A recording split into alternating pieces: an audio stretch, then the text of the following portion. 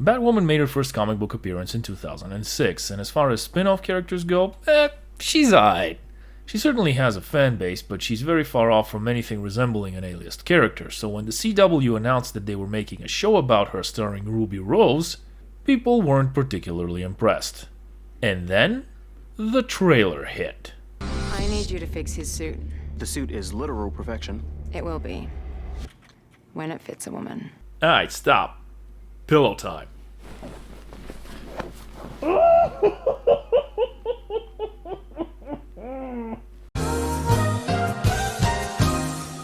But wait, it gets better. I'm not about to let a man take credit for a woman's work. And she says that right before she steals the man's identity and stuff. At least have the dignity to make your own pants, for crying out loud. Anyway, as fun as it was to watch Ruby Rose brute force her way through men who are twice her size and probably at least 3 times her body weight, Batwoman Season 1 wasn't exactly the greatest of hits. Mediocre acting, a poor story, and rumors of a very troubled production didn't help at all. And it turns out that allegedly Ruby Rose was, let's say, difficult to work with. And the ratings made it painfully clear that the show was nowhere near its CW counterparts like Arrow, The Flash, and Supergirl. On a side note, despite the powerful start, by Season 5 Supergirl's ratings had fallen off a cliff. But I digress. The ratings weren't the show's biggest problem. By the end of Season 1, Ruby Rose had made it crystal clear that she would not be reprising the role. So just like that, the show was left without its biggest star that was playing its main character, which is kind of a problem considering the show is called Batwoman, and you can't really have a Batwoman show without Batwoman. Keep that in mind, we'll get back to it in a moment. And if you also take into consideration that these shows consistently lose audience between seasons, which means that the ratings are constantly dropping, and the ratings were so bad in the first place, the logical thing to do would be to gracefully walk away. So of course, they recast the character and announced Season 2. You serious? So in comes Javicia Leslie, who would be playing the new Batwoman. Not as Kate Kane, but as a brand new character. And the deuce hit the fan as soon as the first promotional shot was released. And of course, the marketing for the show revolved heavily around the character's sexuality, because characterization, story, these things don't matter. We gotta get in that representation though, no matter the cost, because it's been working so well across the board, hasn't it? And by the way, I'll take the opportunity to say this again. The majority of people involved in these fandoms do not care if your characters are LGBTQ or people of color or transgender or whatever else. What they care about is well fleshed out, well developed, interesting characters and good stories. The more you browbeat us over the head, the less we'll want to participate. This public service announcement brought to you by fans who are sick and tired of fake wokeness and virtue signaling in the franchises that they care about. Moving on.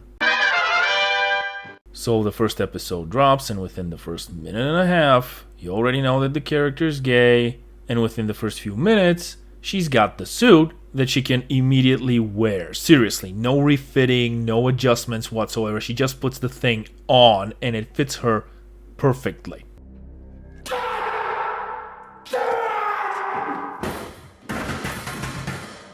And of course, as soon as she gets the suit, she's ready to throw down and take down opponents that are twice her size, because Batman needed years of training in multiple martial arts and who knows what else to be able to do that. But she's a black lesbian, so she's the bestest ever? Ha!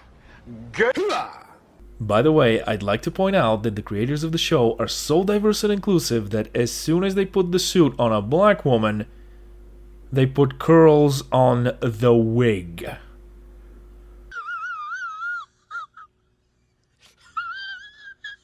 And speaking of the Batwoman costume, this is a cosplayer.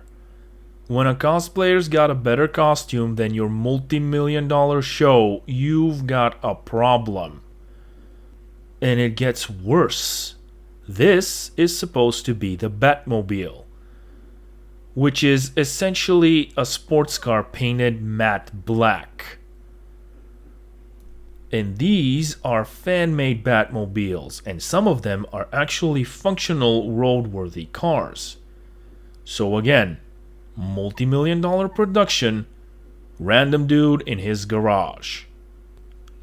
Oh, and as if that wasn't bad enough, Batwoman was able to outmaneuver and outrun the Batmobile in a van. And before I forget, how do you think that the new Batwoman got her Batsuit? Did she had to work for it? Was there any build up to it? Of course not. It quite literally fell out of the sky right into her lap.